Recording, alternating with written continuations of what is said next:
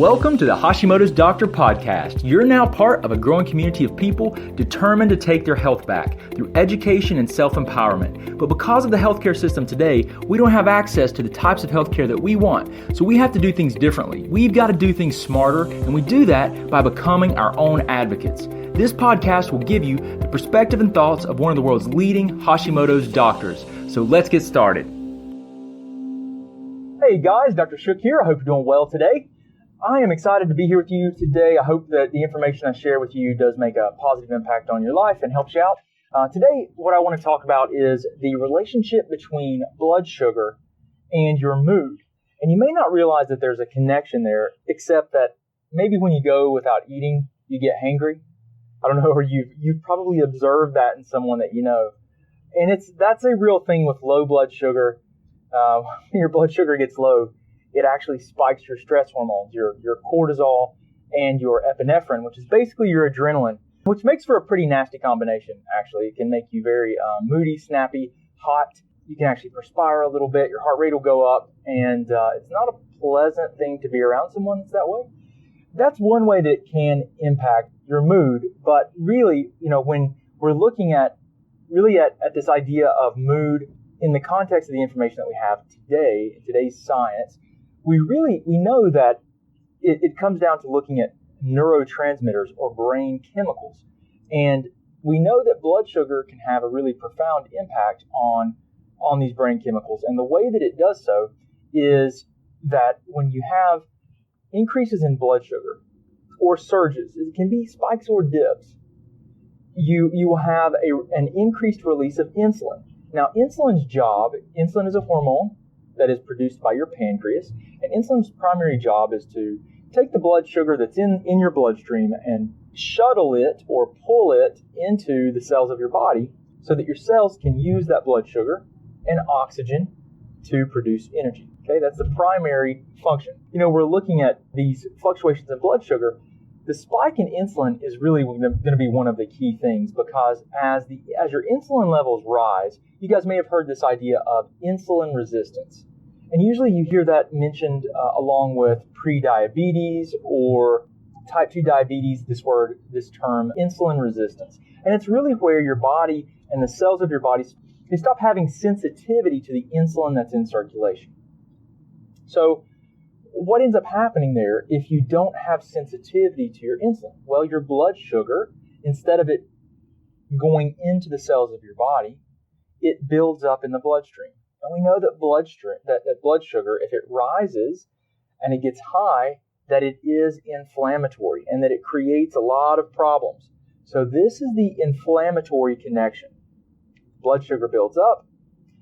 It can cause damage to various tissues throughout your body. You guys, you may be aware of this. You may know someone that has diabetes, or you may know someone that just has, you may just know that they have numbness or tingling in their hands and their feet, or maybe it's just their feet, and it's called neuropathy. Now, neuropathy is the most common cause is from diabetes, and it's because of this buildup of blood sugar in the bloodstream that damages the small, tiny vessels that allow you to transport oxygen to the nerve and to the tiny nerve endings that are, in the very far, very, very ends of your nerves. This damage to this micro circulation of these tiny vessels causes the nerves to start dying because they don't get good oxygen delivery. And this is caused by the high blood sugar.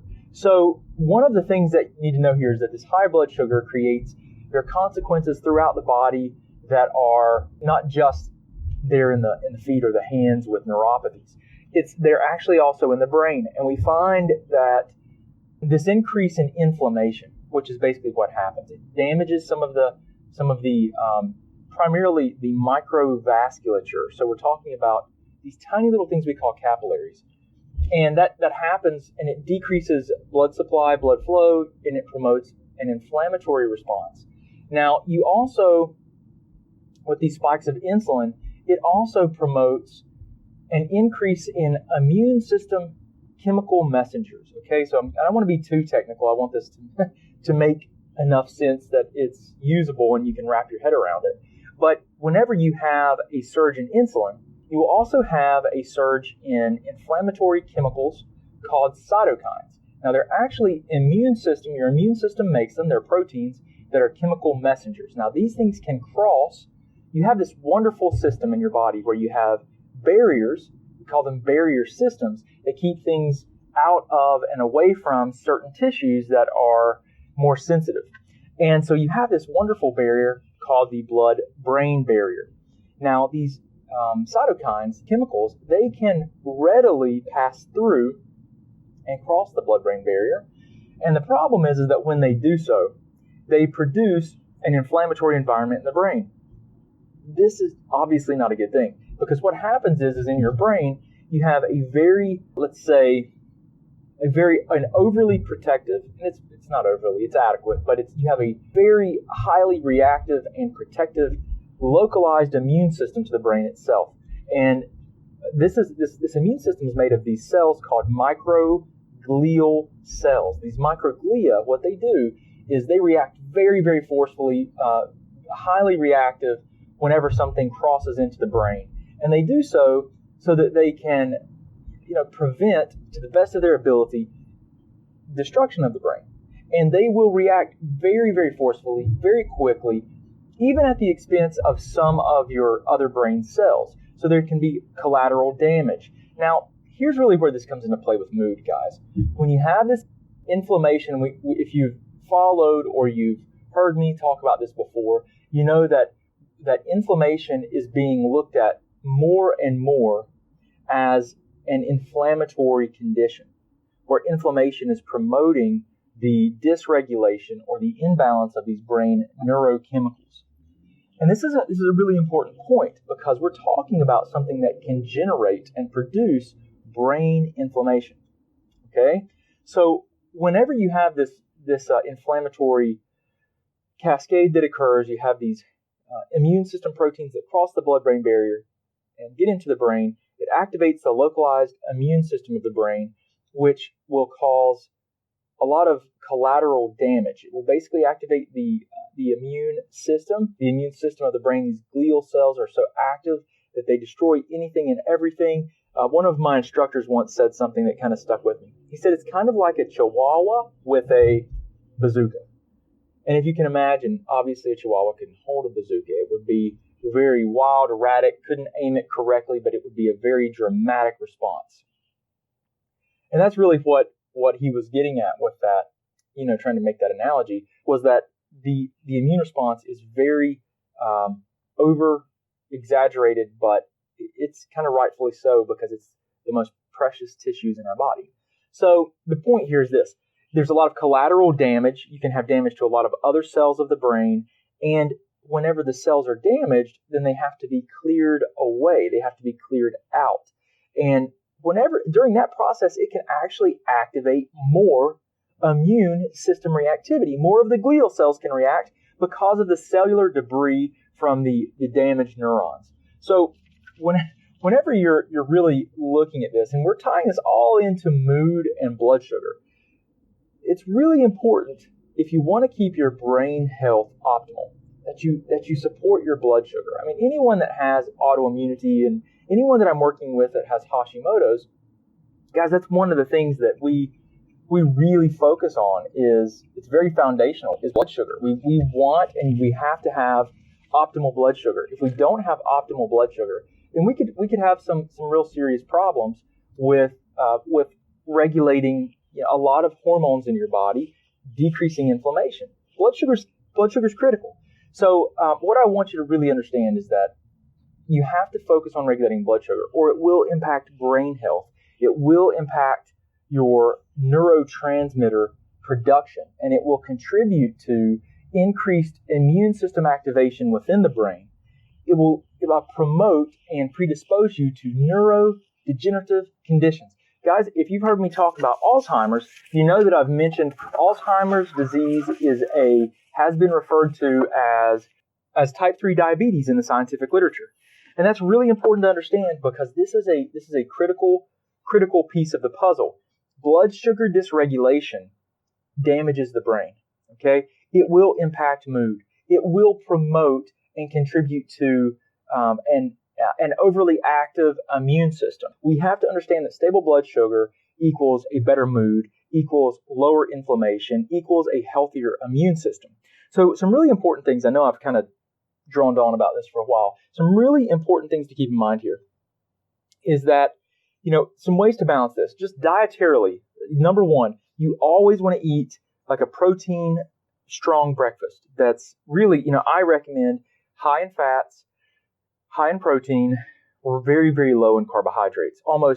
Really, I don't even eat any carbohydrates for breakfast. I have a high protein, high fat diet. Well, at least my breakfast is. I cycle my diet, but let's talk about the most basic fundamental things that you can do, that you can consider doing. Obviously, this is not personalized to you. I'm just trying to give you generalized recommendations that may be appropriate for your situation. Obviously, consult with your doctor before making any diet or lifestyle changes. So eat every 3 to 4 hours for one thing. Okay, so eat a high protein, high fat breakfast. Eat every 3 to 4 hours. That'll help to prevent that hangry reaction, right? That low blood sugar. Also, when you're really, you feel like you have these sugar cravings, what you do is try to eat a food that's higher in protein with good fat. Like, have you seen the fat bombs before? Have you guys been exposed to those? Those are a good, convenient way to really get a high dose of fat. Something that you're okay with.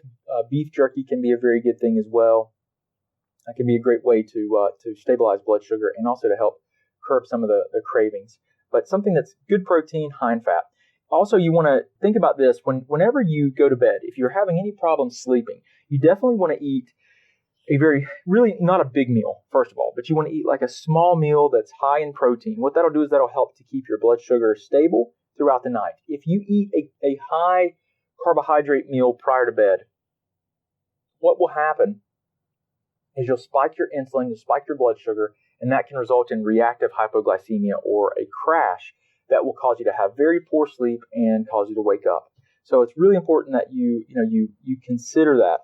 If you're have problems with that afternoon fatigue, say 2 or 3, a lot of times people will go for caffeine. I understand the urge, but that's really a signal that your body needs some kind of nutrients. So what I tell people to do is consider eating protein and fat, some carbohydrates. This is an appropriate time to have some carbohydrates, and make sure that you're well hydrated. There's nothing that will fatigue you like being dehydrated.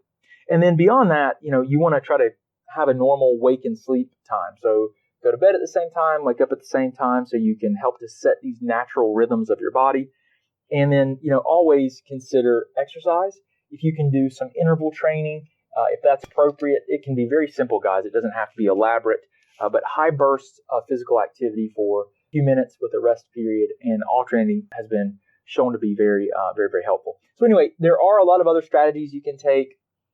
Obviously, you can get testing to help you better and more specifically determine what to do. There are a lot of different nutraceuticals, supplementation that can be used. And if you're interested in those things, please don't hesitate to reach out to us and let us know. But those should give you some good tips to help you guys really stabilize mood and blood sugar. And especially if you have autoimmunity, this is critical because it's an important factor in keeping it dampened. So I hope this helps you out, guys. Sorry if I droned on today, but I really appreciate you hanging out with me, and I hope this has helped you to improve your understanding of mood, blood sugar, and autoimmunity. Talk to you guys again soon. Thanks. Thanks so much for listening. We hope you enjoyed hanging out behind the scenes with Dr. Shook. You can also talk with and learn from Dr. Shook through Facebook Live on our Facebook page at the Office of Dr. Brad Shook. Don't forget, you can also get access to our videos, guidebooks, and thyroid programs at www.drbradshook.com. Oh yeah, and don't forget one more thing. We can change the world one person, one family, and one community at a time. Until next time, remember, today is your day, and no one will tell you who you are and what you can be.